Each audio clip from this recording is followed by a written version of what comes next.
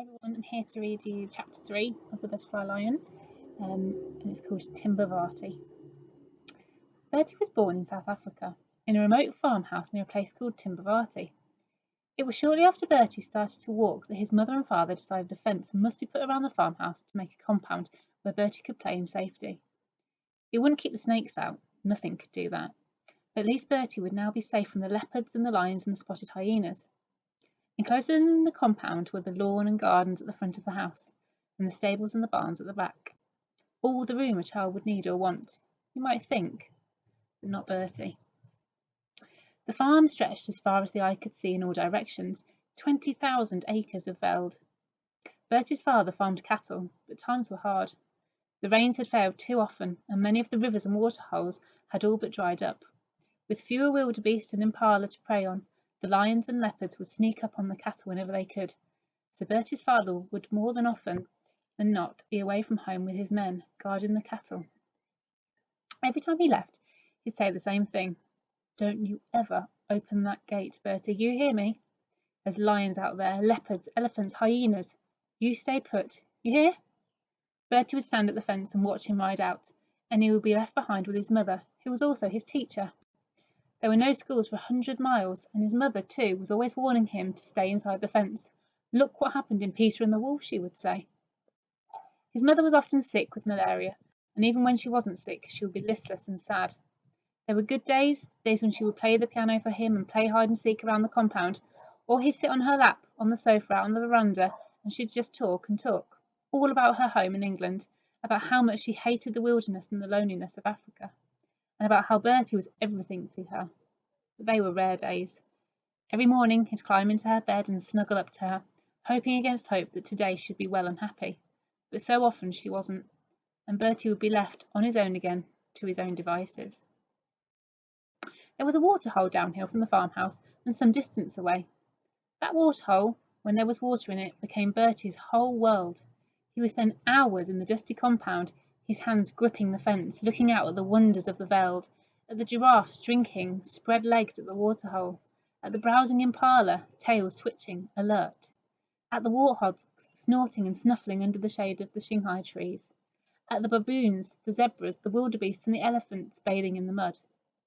But the moment Bertie always longed for was when a pride of lions came padding out of the veld. The impala were the first to spring away, then the zebra would panic and gallop off. Within seconds the lions would be at the waterhole and have it to themselves, and they would crouch down to drink. From the safe haven of the compound, Bertie looked and learned as he grew up. By now he could climb the tree by the farmhouse and sit high in its branches. He could see better from up there. He would wait for his lions for hours on end. He got to know the life of the waterhole so well that he could feel the lions were out there even before he saw them.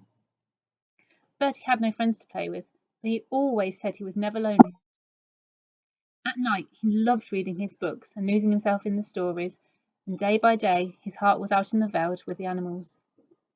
That was where he yearned to be. Whenever his mother was not well enough, he would beg her to take him outside of the compound, but her answer was always the same. I can't, Bertie. Your father has forbidden it, she'd say, and that was that. Men would come home with the stories of the veld, of the family of cheetahs sitting like sentinels in the kopje tree, and of the leopard that they had spotted high in the tree larder, watching over his kill, of the hyenas they had driven off, of the herd of elephants that had stampeded the cattle, and Bertie would listen, wide-eyed, agog. Again and again he asked his father if he could go with him to help guard the cattle. His father just laughed, patted his head, and said it was man's work. He did teach Bertie how to ride and how to shoot too, but always within the confines of the compound. Week in, week out, Bertie had to stay behind his fence. He made up his mind, though, that if no one would take him out into the veld, then one day he would go by himself. But something always held him back. Perhaps it was one of those tales he'd been told of the black mamba snakes who bite, and it could kill you within 10 minutes. Or of the hyenas whose jaws would crunch you to bits, of vultures who would finish off anything that was left, so that no one would ever find even the bits. From the time being, he stayed behind the fence, but the more he grew up, the more his compound became a prison to him. One evening, Bertie must have been about 6 years old by now. He was sitting high up in the branches of his tree, hoping against hope the lions might come down for their sunset drink, as often they did. He was thinking of giving up, for it would soon be too dark to see much now, when he saw a solitary lioness come down to the waterhole. Then he saw that she was not alone. Behind her, and on unsteady legs, came what looked like a lion cub, but it was white, glowing white in the gathering gloom of dusk. While the lioness drank, the cub played at catching her tail, and then, when she had had her fill, the two of them slipped away into the long grass and were gone. Bertie ran inside, screaming with excitement. He had to tell someone, anyone. He found his father working at his desk. Impossible, said his father. You're seeing things that aren't there, or you're telling fibs, one of the two. I saw him, I promise, Bertie insisted, but his father would have none of it and sent him to his room for arguing. His mother came to see him later. Anyone can make a mistake, Bertie dear, she said. It must have been the sunset. It plays tricks with your eyes sometimes. There's no such thing as a white lion.